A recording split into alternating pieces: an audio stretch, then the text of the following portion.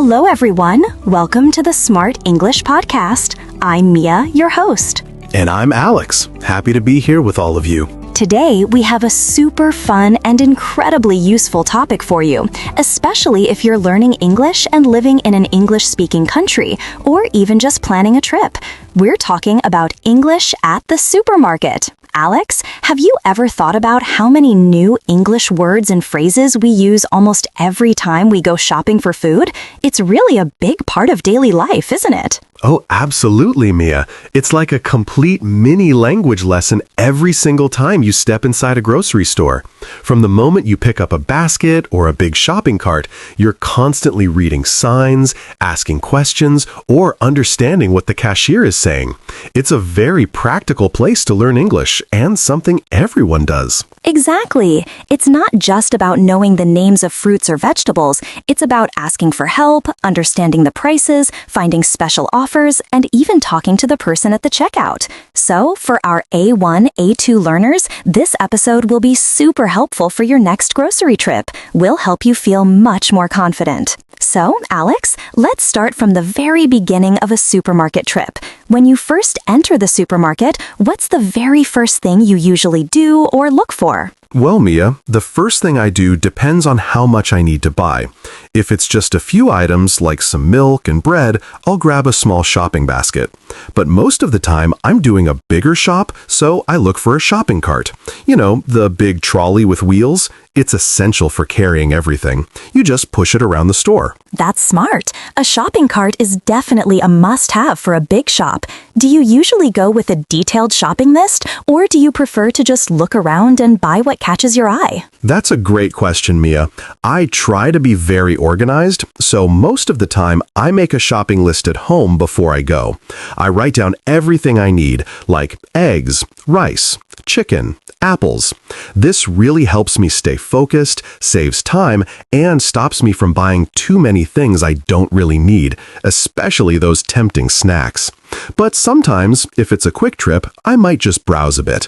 What about you, Mia? Are you a strict list person or more of a spontaneous shopper? Oh, I'm definitely a list person, Alex. If I don't have a list, I always forget something important. For example, I'll get home and start cooking, and then I'll suddenly realize, oh no, I forgot the onions. And then I have to go back to the store, which is so annoying and wastes time. So yes, a list saves me so much trouble and helps me stick to my budget too. Okay, so we have our shopping carts and our lists are ready. Where do you usually head first inside the supermarket? Which section is your usual starting point? Usually I head straight for the fresh produce section. That's where you find all the beautiful fruits and colorful vegetables. I love looking at the red apples, yellow bananas, big green lettuce, and bright oranges. It's really important to pick fresh items, so I always check them carefully. I make sure they look good and feel firm. Yes, the produce section is always so vibrant and full of fresh smells. And it's important to know the names of different fruits and vegetables and also how to ask for them, like how much are these tomatoes? Or can I have a kilo of potatoes, please? What's usually your next stop after you've picked all your fresh produce? After produce, I usually go to the dairy section. That's where you find milk, yogurt, cheese, and butter. I always need milk for my coffee and cereal every morning, so it's a very regular stop for me. Sometimes I check for special offers on yogurt or cheese too. You know, those buy one, get one free deals are always a nice surprise and save some money. Oh, special offers are fantastic. Everyone loves a good deal and saving money. And then, the supermarket has so many long aisles, right? Like the bakery for fresh bread, the meat section for chicken and beef, and then all the different aisles with things like pasta, rice, breakfast cereals, snacks, and drinks. Exactly. Those aisles can be a bit confusing sometimes, especially if you're in a new supermarket or a very big one. But they usually have clear signs above them, like cereals, canned goods, pasta and rice, or frozen foods. So if you're looking for something specific, you can just look up and read the signs. It's really helpful. And sometimes, if I still can't find something, I simply ask a store assistant. I usually say, "Excuse me, where can I find the sugar?" Or, "Do you have any gluten-free bread?"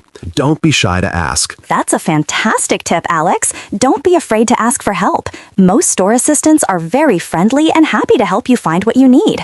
It's also great practice for your English, asking simple questions and understanding the answers. Do you often go to the frozen food section? Oh yes, especially for things like frozen vegetables, pizza, or ice cream. It's usually a bit colder there, of course, because everything needs to stay frozen, and I always check the temperature of the freezers to make sure everything is properly frozen and cold. And I usually try to grab these frozen items last, so they don't start to melt on my way home or while I'm still shopping. Smart thinking. Nobody wants melted ice cream or soft frozen peas. What about when you finally finished collecting everything on your list and your cart is full? All right, so once my shopping cart is full, it's finally time for the checkout. This is the place where you pay for all your items. There are usually many checkouts, and sometimes you have to wait in a queue, or a line, as some people call it. I always try to find the shortest queue, of course. Nobody likes waiting too long. Me too. Nobody likes waiting, especially when your cart is heavy. And what do you do when it's your turn at the checkout? When it's my turn, I carefully put all my items onto the conveyor belt. That's the moving black belt that takes your groceries forward to the cashier. The cashier then scans each item one by one. Sometimes they might ask if you have a loyalty card or a rewards card, which can give you special discounts or points. After scanning everything, they tell you the total price for your shopping. Right, the loyalty card question. And then, how do you usually pay for your groceries, Alex? I usually pay by card, like a credit card or a debit card. You just tap it or insert it into the card machine.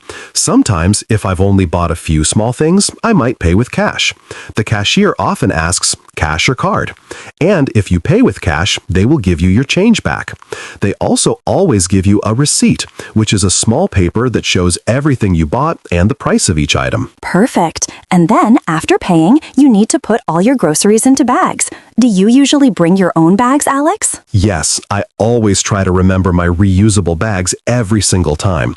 It's much better for the environment, and many supermarkets now charge a small fee for plastic bags. So bringing your own saves a little money too.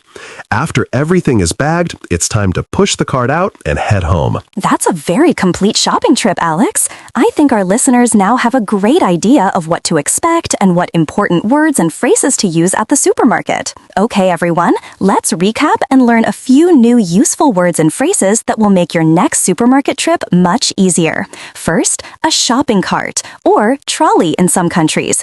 This is the big cart with wheels that you push around the supermarket to put your groceries in.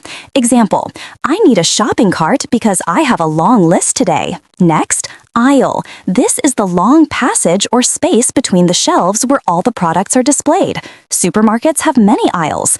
Example, excuse me, where can I find the coffee? Which aisle is it in? Third, checkout. This is the area in the supermarket where you pay for your items. There are usually many checkouts. Example, the queue at checkout number 3 is very long. And finally, special offer. This means a product is available at a reduced price or has a deal, like buy one, get one free. Example, look, these cookies are on special offer today. They're half price. So there you have it. Going to the supermarket in an English-speaking country, or even just watching English videos about shopping, can be a fantastic way to practice your English. From picking your fresh fruits to paying at the checkout, there are so many opportunities to use new words and phrases in a real-life situation. Alex, thank you so much for sharing all your excellent supermarket tips and experiences with us today. My pleasure, Mia. It was great fun talking about such an everyday but important topic. And thank you, our wonderful listeners, for tuning in to the Smart English Podcast. We hope this episode helps you feel much more confident and prepared for your next supermarket adventure. Don't forget to subscribe to our channel for more useful and fun English lessons. Please give this video a like to support us and leave a comment below. Tell us, what's your favorite thing to buy at the supermarket? We'd love to hear from you. Bye for now, everyone. See you next time on Smart English.